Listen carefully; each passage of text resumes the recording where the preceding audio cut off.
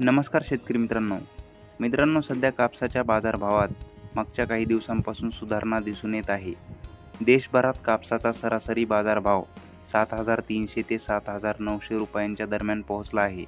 महाराष्ट्रातील काही बाजारांमध्ये कापसाला 7,700 ते 7,900 रुपयांपर्यंत दर मिळत असला तरी हे दर अजूनही हमी भावापेक्षा कमीच आहेत. गुजरात, तेलंगणा आणि कर्नाटकासारख्या इतर राज्यांमध्ये कापसाचे दर 7,100 ते 7,600 रुपयांच्या दरम्यान आहेत.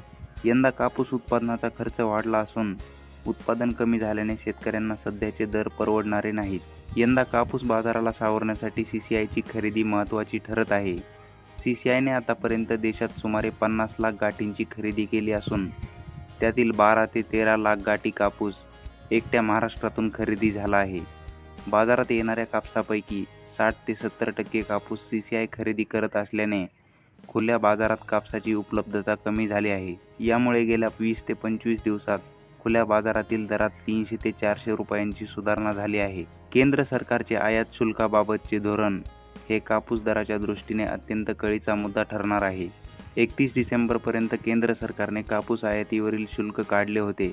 मात्र त्यानंतर सरकार काय निर्णय घेते याकडे सर्वांचे लक्ष लागले आहे.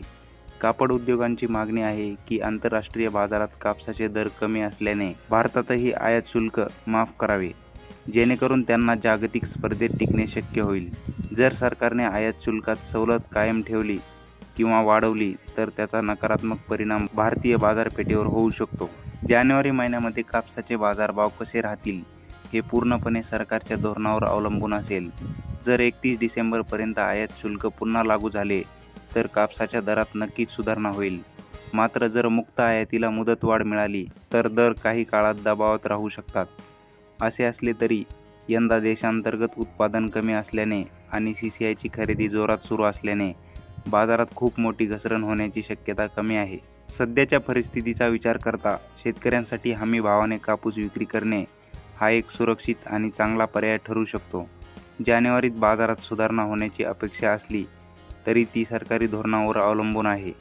त्यामुळे शेतकऱ्यांनी बाजाराचा आढावा घेऊन आणि सरकारी निर्णयांकडे लक्ष ठेवूनच आपला कापूस विक्रीचा निर्णय घेणे हिताचे ठरेल.